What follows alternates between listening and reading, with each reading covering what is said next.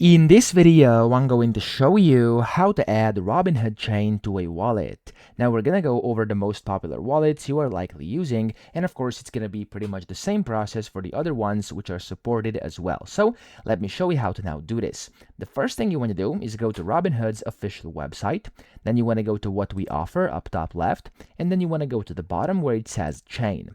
Now this is gonna open their page for the Robinhood chain, and you want to click on start building over here. What this is going to do is it's going to open the docs of the Robinhood chain. So it's docs.robinhood.com.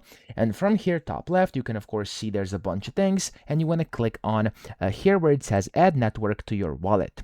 Now, if you scroll down, you can see, of course, they do have the Robinhood wallet, which you can use on your mobile device. But, of course, this is not yet available as of right now, when I'm recording this video, as a extension, okay? So just bear that in mind. Now, if I go down here, it says connect using a browser wallet, and that's what we're gonna do right now. Now, you can see here under the main net, there's gonna be right now 6 wallets you can actually connect to. Rabby Wallet, Phantom, Binance, Trust, Zerion, and MetaMask.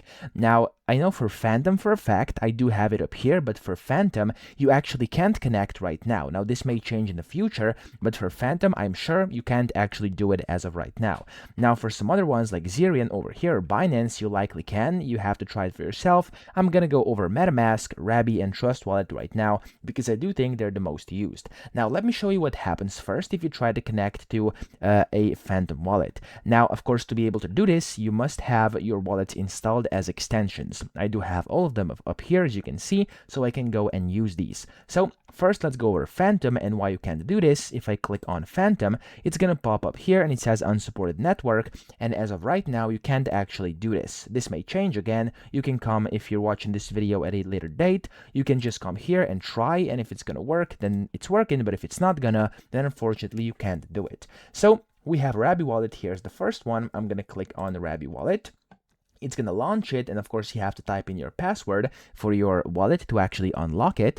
And here it's going to, of course, say connect, but you have to basically go through these warnings. I'm going to click on the warning and I'm going to ignore it and then click on connect. Okay, now I'm just going to click on the connect button, and there we go. It's going to connect it to my Rabby wallet. If I open this up right now, you'll see I'm actually connected. There we go, to my Robinhood chain, okay, in my Rabby wallet. So that's the first way you could do this. I'm going to disconnect over here right now so I can show you the others as well.